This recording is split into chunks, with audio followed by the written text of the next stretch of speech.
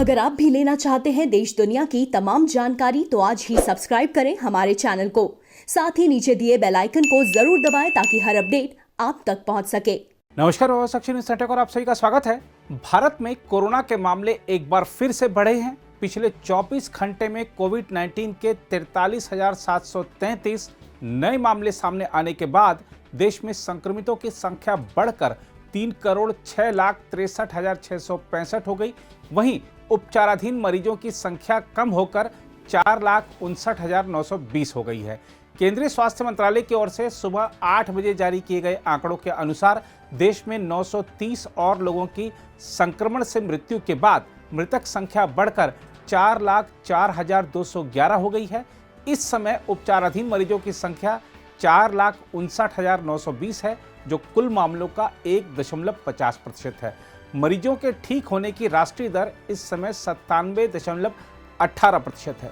इस बीच केंद्रीय स्वास्थ्य मंत्रालय ने हिल स्टेशनों और बाजारों में कोविड-19 से बचाव के नियमों का अनुपालन किए बगैर लोगों के घूमने पर चिंता प्रकट की है और चेतावनी दी है कि इस तरह की ढिलाई महामारी से निपटने में अब तक मिली कामयाबी पर पानी फेर देगी। स्वास्थ्य मंत्रालय में संयुक्त सचिव लव अग्रवाल ने महामारी के अभी तक खत्म नहीं होने का जिक्र करते हुए हिल स्टेशनों पर बड़ी संख्या में लोगों के उमड़ने की तस्वीरों को डराने वाली बताया। मैं कुछ मीडिया कवरेज ही आप लोगों के सामने हाईलाइट करना चाहूंगा, जिसमें क्लियरली दिख रहा है कि एक स्थाई पर, जिसे एक टर्म भी बोली गई है, रिवेंज ट्रैवल, कि लोग जो घर में बैठे थे, जो रेस्ट्रिक्शन का समय था, जब रेस्ट्रिक्शंस खोली गई तो कहीं पर एक अभिप्राय समाज में किसी वर्ग में यह है कि अगर रेस्ट्रिक्शंस खोल दी गई तो वायरस खत्म हो गया है।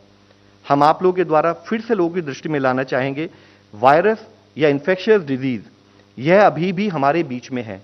जरूरी है कि कोविड एप्रोप्रिएट बिहेवियर पर हमारा उसी स्थाई से, उसी स्तर से हमारा कार्य चलता रहे, नहीं तो हमारी एक भी भूल फिर से वायरस को हमारे बीच में फैलाने के लिए उसको एक मौका देगी। आप देखें, जैसे हिल स्टेशंस में लोग बिना मास्क के घूम रहे हैं, बिना फिजिकल डिस्टेंसिंग के घूम रहे हैं, बाजारों में बिना फिजिकल डिस्टेंसिंग के घूम रहे हैं। यह ऐसा एक माहौल क्रिएट करेगा जिसमें अब तक जो gain in terms of management of Covid जो हमने लिए हैं वह फिर से नलीफाई हो सकते हैं, वह फिर से हम उसको भूल के फिर हमें एक और चैलेंज का सामना करना पड़ सकता है। हमें यह समझने की जरूरत है कि यह कंटिन्यूस बेसिस पर लड़ने वाली लड़ाई है और हम शुरू से हमेशा ये कहते आए हैं, help us to help you.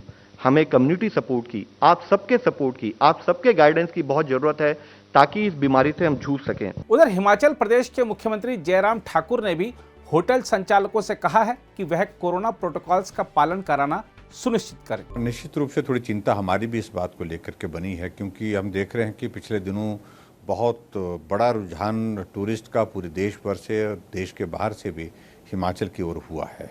और मौसम के साथ साथ में कोविड में हिमाचल प्रदेश में जो कमी आई है नंबर में, उसको देखते हुए टूरिस्ट बड़ी संख्या में हिमाचल में आया है। टूरिस्ट आए, उनका स्वागत है, लेकिन मेरा उनसे विनम्र निवेदन है कि वो जो कोविड नियमों का पालन करें, सोशल डिस्टेंसिंग, मास्क पहन करके रहें, और उसके साथ जो होटल्स हैं, होटलियर एसोसिएशन हैं, उनके साथ हमने कहा है कि वो सुनिश्चित करें कि जो SOP हमने बनाया है उसका सख्ती से पालन हो, उसमें किसी प्रकार की ढिलाई ना दी जाए। और ख़ास तौर से मैंने डिप्टी कमिश्नर और SP से भी आज सुबह ही बात की है, कुल्लू मनाली में, शिमला में भी, उनसे इस बात के लिए आग्रह किया है कि वो सुनिश्चित करें कि जो भी टूरिस्ट आ रहे हैं तो भीड़ को, क्राउड को रेगुलेट करने का थोड़ा सा उसके लिए प्लान करें और वहाँ पर पुलिस के कर्मचारियों की ड्यूटी लगाएं ताकि क्राउड एक जगह खड़ा ज़्यादा देर तक न। अब बात करते हैं चीन की। कोरोना वायरस के जनक चीन के राष्ट्रपति शी जिनपिंग ने कोरोना वायरस की उत्पत्ति को लेकर एक स्वतंत्र जांच की बढ़ती मांग के बीच दुनिया भर के राजनीतिक दलों से अपील की है कि वे इस वैश्विक महामारी का राजनीतिकरण नहीं करें या इस पर कोई भौगोलिक ठप्पा नहीं लगाएं। हम आपको याद दिला दें कि इस संक्रमण का पहला मामला वर्ष 2019 के अंत में वुहान में सामने आया था। शी ने देश में सत्तारूढ़ कम्युनिस्ट पार्टी ऑफ चाइना और विश्व राजनीतिक दल के शिखर सम्मेलनों को वीडियो लिंक के जरिए संबोधित करते हुए तकनीक को बाधित करने का भी संयुक्त रूप से विरोध करने की अपील की। कोविड-19 की उत्पत्ति व्यापक स्तर से बहस का विषय बनी हुई है। कुछ वैज्ञानिकों और नेताओं का कहना है कि इस घातक वायरस का संक्रमण संभवतः किसी प्रयोगशाला से फैला।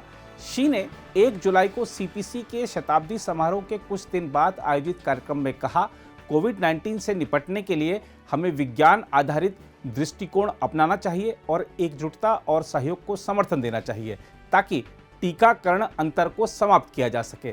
सरकारी संवाद समिति शिन्हुआ ने शी के हवाले से कहा कि चीन कोविड-19 के खिलाफ अंतर्राष्ट्रीय सहयोग को समर्थन देने के लिए हर संभव प्रयास करेगा। शी ने आतंकवाद को मानवता का साझा दुश्मन बताया और सहयोग के माध्यम से सुरक्षा और स्थिरता हासिल करने की बात रेखांकित की। शी ने कहा, हमें सभी देशों को विकास के लिए सहयोग बढ़ाने की खातिर प्रोत्साहित करने और यह तय करने की जरूरत है कि विकास का लाभ सभी को मिले। उन्होंने कहा कि अन्य देशों के विकास को बाधित करने और अन्य लोगों की आजीविका को कम करने के उद्देश्य वाले किसी भी राजनीतिक हथकंडे को समर्थन नहीं मिलेगा और यह व्यर्थ साबित होगा। उन्होंने कहा कि विकास कुछ देशों का विशेषाधिकार नहीं बल्कि सभी देशों का अधिकार है। चीन में सत्तावादी शासन के कारण सीपीसी की होने वाली आलोचना को लेकर प्रतिक्रिया देते हुए शी जिनपिंग ने कहा, कोई देश लोकतांत्रिक है या नहीं, इसका आकलन मुट्ठी भर लोगों द्वारा नहीं बल्कि व्यापक स्तर पर लोगों द्वारा किया जाना चाहिए। शी ने कहा कि लोगों का कल्याण सुनिश्चित करने के लिए अलग अलग रास्ते हैं और सभी देशों के लोगों को अपने विकास पथ और संस्थागत मॉडल चुनने का अधिकार है।